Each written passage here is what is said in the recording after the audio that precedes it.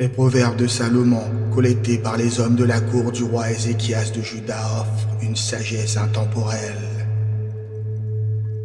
La majesté de Yahweh se manifeste dans le mystère, tandis que la dignité des rois réside dans la recherche et la découverte de ce qui est caché. Comme l'immensité du ciel et la profondeur de la terre, le cœur des rois est insondable et mystérieux. Purifie l'argent de ses impuretés et il deviendra un matériau digne d'un artisan.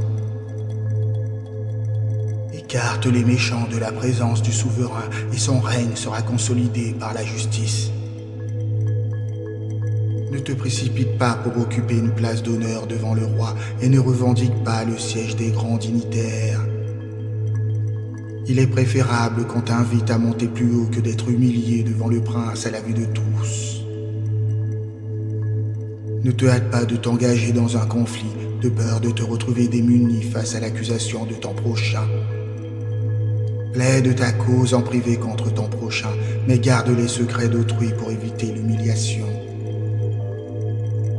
Car si la chose devient connue, tu risquerais d'être couvert de honte et ton déshonneur pourrait être indélébile. Une parole dite à propos est comme des pommes d'or serties ont des ornements d'argent. Une réprimande de sage bien reçue est aussi précieuse qu'un bijou en or ou un ornement finement ciselé. Un messager fidèle est comme la fraîcheur de la neige lors des moissons, il revigore l'âme de celui qui l'a envoyé. Un homme qui se vante faussement de ses générosités est comme des nuages et du vent sans pluie. La passion s'apaise un chef et une parole douce peut adoucir les cœurs les plus durs. Si tu trouves du miel, mange-en avec modération, de peur d'en être écœuré et de le vomir. Ne fréquente pas trop souvent la maison de ton ami, de crainte qu'il ne se lasse de toi et ne vienne à te détester. Un faux témoin contre un voisin est aussi destructeur qu'une massue, une épée ou une flèche acérée. Compter sur un trait en temps de crise est aussi douloureux qu'une dent brisée ou un pied boiteux. Chanter des chansons à une personne accablée est aussi absurde que de retirer un vêtement par ton froid ou de verser du vinaigre sur du bicarbonate de soude. Si ton ennemi a faim, nourris-le. S'il a soif, donne-lui à boire.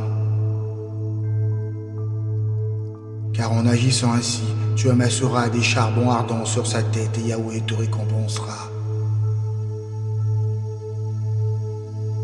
Le vent du nord amène la pluie, tout comme une langue médisante provoque la colère.